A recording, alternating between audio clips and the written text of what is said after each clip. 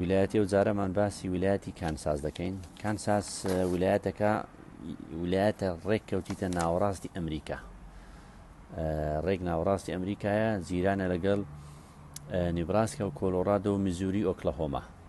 ویلایەتی کانساس ئەم ویلایەتە عاسیمەکەی ناوی تۆپێکایە، گەورەترین شاری ناوی وچیتایە. وچیتا گەورەترین شارێتی.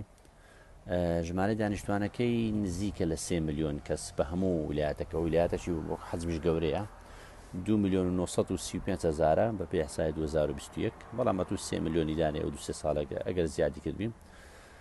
لە ساڵ 1861 بوویتە 34مین ویلایەت لە ئەمریکا. ویلایەتەکە بە سەنفلاوەر سەید مەشهورە، ویلایەتی گوڵە بە ڕۆژە. هەروەها ویلایەتێکی گرنگی دەداتن بە گەرم و ئیتر ئەلبان، سێڵ و ماڵات، یعنی بە شێوەیەکی گشتی. شوێنێکی هەیە چەقی هەموو ئەمریکایە، چوومەتە ئەو شوێنەی حاولە دەکەم ڤیددیۆیەکە ببینمەوە لە لینک داینم.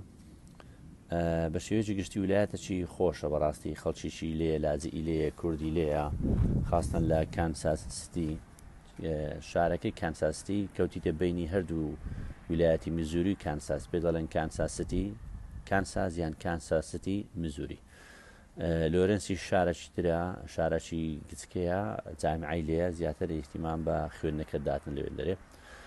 لە ڕووی سارد و گەرمی و چار فەسڵەکی جوانی هەیە، ساردە بەڕاستی، بەڵام ئەو ساردە نییە. ئیتر هەرەوەندا شارەزایم هەیە لەسەر ویلایەتە، خێزاندا، ینی ویلایەتێکی دیموکراتیشە، ویلایەتێکی خۆشە بەڕاستی، یەک لە ویلایەتە تەبعیەکانە. زۆر معروف نییە دووەلیەن، بەڵام فلیمەکی هەیە بزانام لێ دەرهینایە جاکشان، شەنغهای نونە یان شەنغهای نایتە، لەوێن دەستە کانساس سیتی. هەر خۆش بن، کاتێکی باش.